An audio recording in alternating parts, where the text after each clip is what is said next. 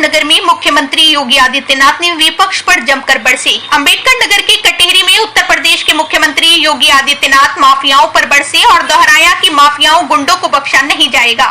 उन्होंने कहा कि माफियागिरी को माफ नहीं किया जाएगा। मुख्यमंत्री के अभिभाषण के पूर्व मोस्ट बैकवर्ड आरक्षण के प्रबल समर्थक आगुआ कैबिनेट मंत्री डॉक्टर संजय निषाद व ओम प्रकाश राजभर भी कटेहरी अंबेडकर नगर में मुख्यमंत्री योगी आदित्यनाथ के मंच पर मोस्ट बैकवर्ड समाज पर अपनी बात कही। अंबेडकर नगर ब्यूरो बांकीलाल निषाद प्रणव की रिपोर्ट। कोई बड़ा माफिया समानांतर सरकार चला करके आम जनता की आवाज को दबाता था, गरीबों की आवाज को दबाता था, पिछड़ों की आवाज को दबाता था और दलित वंचित योजनाओं से भी वंचित रहते थे और सरकारें अपनी मौज मस्ती करती थी। उनको इससे कोई मतलब नहीं था। उनकी सरकार रहनी चाहिए, बाकी जाए भाड़ में, यही करते थे वे लोग। लेकिन 17 के बाद एक एक करके माफिया कहां चले गए ये भी आप सब जान रहे हैं।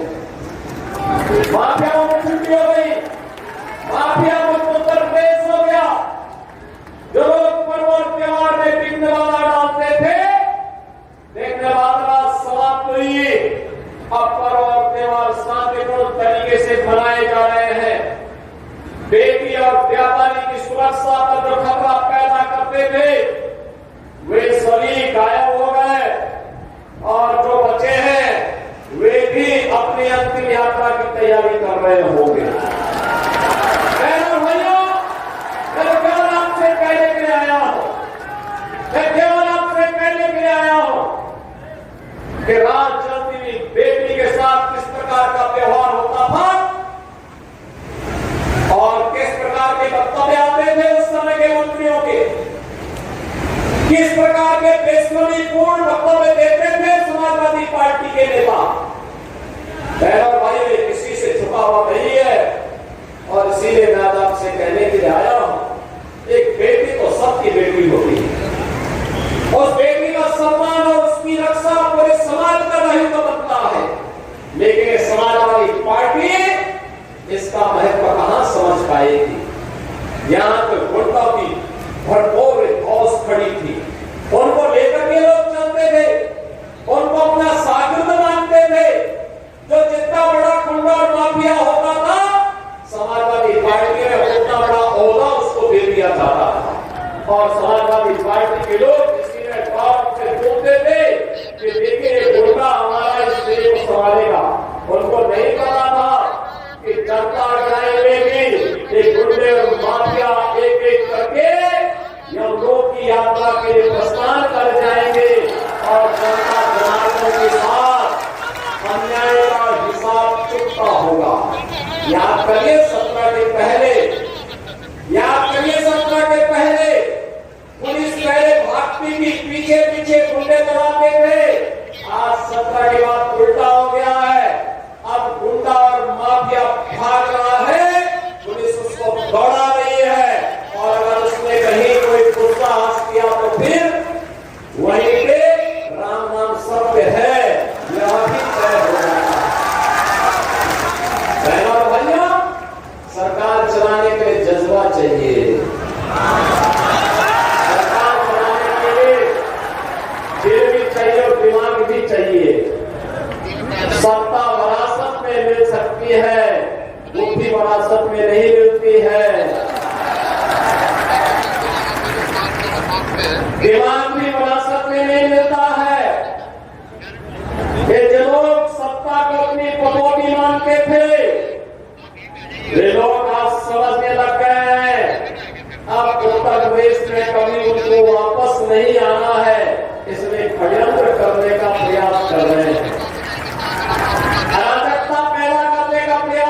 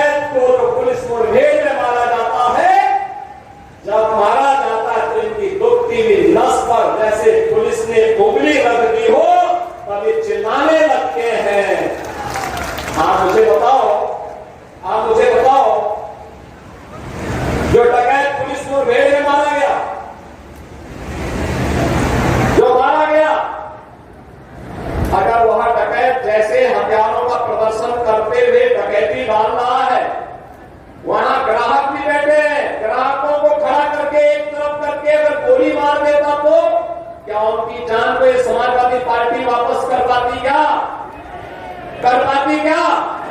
अरे वो किसी भी जाति के हो सकते थे।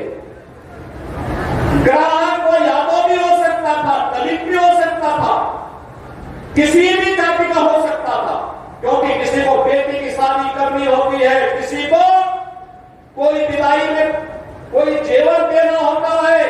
जेवर की परंपरा हमारे इतिहास का एक महत्वपूर्ण कार्य का हिस्सा है। मांगलिक और एक शुभ कर्म का हिस्सा माना जाता है। और अगर जेवर खरीदने के लिए किसी सवाल और किसी भी हो, चाहे हमारे बहन भाई हो, सबको साथ लेकर के यूपी में भारतीय जनता पार्टी के लोगों ने हम लोगों को साथ लेकर के आज जब योगी जी के नेतृत्व में हम लोग विकास का काम कर रहे हैं, तो विपक्ष के लोगों को बुरा लग रहा।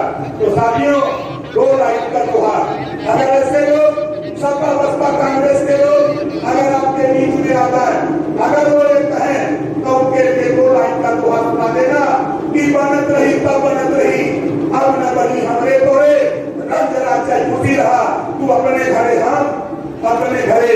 इसी बात के साथ हम अपनी वाणी को विराम देता हूँ। जय हिंद, जय भारत, जय सुरेंद्र। और मैं ज्यादा से संक्षिप्त में बताऊंगा कि 1231 करोड़ की 6,778 विकास मुखी परियोजनाओं का आज का शिलान्यास और लोकार्पण है। कहते जिधर जवानी चलती उधर जमाना चलता। कवि सुभाष चंद्र बोस ने इस बात को कहा था कि युवाओं को रास्ते के लिए इस उत्तर प्रदेश के मान सम्मान बढ़ाने के लिए अभी जो एक सौगात है यहाँ की, जो युवक मंगल और महिला मंगल दल के रूप में जो उनका सम्मानित करने का, और यहाँ उनके लिए जो खेल के लिए जो किट है उनके लिए जो वितरण है, उसके लिए जितने भी युवा आए मैं उनको हार्दिक स्वागत अभिनंदन करता हूँ। मैं ज्यादा नहीं इतना कहूँगा कि भीटी जो क्षेत्र है, कटहरी जो क्षेत्र है, कटहरी विधानसभा, अकबरपुर विधानसभा, टांडा और भागलपुर है, इसमें विधानसभा घोषाई नहीं लगता। पिछली सरकार, पिछले चुनाव में कुछ विपक्षियों ने तमाम जनता को भ्रम, झूठ, हैरेट बोलकर, भय फैलाकर संविधान के प्रति, आरक्षण के प्रति, दलितों, शोषितों, पिछड़ों के प्रति उनको अंदर भय पैदा करके वोट लेने का काम किया था। हम इतने ही आप लोगों से कहना चाहते हैं कि अगर पिछड़ों के नाम पर समाजवादी पार्टी या अन्य पार्टियां वोट लेती रही, लेकिन 2 साल पहले जब नगर पालिका त्रिस्तरीय चुनाव का जब समय आया था तो हाईकोर्ट ने कहा कि भाई पिछड़ों के लिए व्यवस्था नहीं दी गई है, इसलिए बिना आरक्षण के चुनाव करा दिया जाए। मैं अपने माननीय मुख्यमंत्री योगी आदित्यनाथ को धन्यवाद दूंगा पूरे उत्तर प्रदेश की जनता की तरफ से कि पहले मुख्यमंत्री हैं कि पिछड़ों के साथ खड़ा रहे और सुप्रीम कोर्ट से जाकर आदेश खड़ा होकर पिछड़े वर्ग आयोग का भी गठन कर दिया और पिछड़ों के लिए व्यवस्था कराकर आरक्षण की व्यवस्था उनकी कराई। लेकिन जनता के अंदर पिछड़ों के प्रति, आरक्षण के प्रति भ्रम पैदा किया जाए। तो सर नहीं जाएंगे। अभी फिर सुप्रीम कोर्ट ने एक आर्डर किया कि किस तरीके से आरक्षण की व्यवस्था होनी चाहिए, उसको खुद आप सब लोग देख सकते हैं। हमारी सरकार है, मैं माननीय प्रधानमंत्री नरेंद्र मोदी जी को बधाई दूंगा कि आरक्षण की व्यवस्था 1991 के समय से हुई, लेकिन कभी पिछड़ा वर्ग आयोग नहीं बना, न उच्च शिक्षा में उसकी व्यवस्था दी गई थी, न तो बड़े जगहों पर व्यवस्था दी गई। अगर पिछड़ों के साथ खड़ी रही तो हमारी सरकार खड़ी रही, माननीय नरेंद्र मोदी, माननीय योगी जी। आप लोगों को उसको देखना चाहिए कि पिछड़ों के नाम पर राजनीति करने वाले लोग केवल नाम लेते हैं, काम कौन कर रहा है। 6 साल पहले हमारी सरकार आने से पहले कितना यही कटहरी है, यही अकबरपुर है, अम्बेडकर नगर है, किस तरीके से लोग आपस में, हिंदू मुसलमान आपस में लड़ते थे, किस तरीके से दंगे होते थे, किस तरीके से कर्फ्यू लगता था। हम तो धन्य है आज के दिन में अयोध्या मंडल का जिला है, अयोध्या कभी धरती है। कभी त्रेता में भगवान राम जब यहाँ आए और गमगमन के लिए गए तो सबसे पहले निषाद राज से मिले और निषाद राज ने कहा, हे राम, ये तो थे हैं, आगे भी रहेंगे, लेकिन आज आपके अंदर दिव्य शक्ति का दर्शन मैं कर रहा हूँ। ईश्वर के रूप में अगर पहला पहचान किया था तो भगवान राम के बारे में निषाद राज ने किया था। सेना देकर रावण राज खत्म हुआ। त्रेता में अगर दोनों लोग आए, पहला राज्याभिषेक हुआ तो देश में और किसी राजा को स्थान नहीं दिया। भगवान राम ने अगर किसी को बुलाया, गले लगाया, उस राज्याभिषेक में तो निषाद राज को बुलाया था। तो त्रेता में कभी निषाद राज को भगवान राम ने याद किया था। इस युग में माननीय मोदी जी, माननीय योगी जी ने एक निषाद राज के वंशज बेटे डॉक्टर संजय इस समुदाय को गले लगाया है। मैं इन्हें बधाई देता हूँ अपने समुदाय की तरफ से। किसी ने कुछ नहीं कहा था, किया था, मछुआ कल्याण कोष की स्थापना कराई। किसी ने मछुआ समुदाय को सभी ने उपेक्षित रखा था। सभी लोग वोट लेने का काम किया, उनको भटकाने का काम किया। अगर किसी ने इनके लिए नीति बनाई तो प्रधानमंत्री मोदी जी ने प्रधानमंत्री मत्स्य संपदा योजना के माध्यम से पूरे देश के मछुआरों के हितों के लिए 41,500 करोड़ रुपया दिया। यही कांग्रेस 67 वर्ष तक राज करती रही। पूरे देश के मछुआरों के लिए केवल 3,000 करोड़ रुपया दिया था। उत्तर प्रदेश सरकार ने भी इनके लिए मुख्यमंत्री संपदा योजना के माध्यम से, निषाद राज बोर्ड योजना के माध्यम से इनके विकास के लिए, गरीबों के विकास के लिए इतना दर्द गरीबों के प्रति माननीय योगी जी को है कि हमारे कैबिनेट के साथी बैठे हुए हैं। जब निषाद राज बोर्ड योजना आया तो उस कैबिनेट को 3 बार वापस किया। उसमें एक ऐसी व्यवस्था दी जाए कि जो निचले पायदान पर गरीबों को कैसे आप इसको वितरण कर सकते हो, उसकी व्यवस्था लाया जा। और अधिकारियों मानी हमारे स्वतंत्र देव जी बैठे हैं, साथियों ने फिर उसको 3 बार के कैबिनेट में आया कि नहीं, गरीबों के लिए पहले स्थान मिलना चाहिए, उसकी व्यवस्था माननीय योगी जी करते हैं। मछुआ कल्याण कोष पूरे देश में पहला उत्तर प्रदेश है जो मछुआरों के कल्याण के लिए कोष इकट्ठा किया।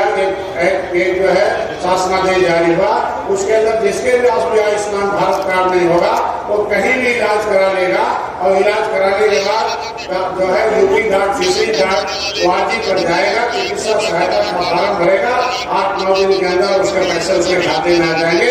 उसकी सहायता की व्यवस्था कर दी गई है।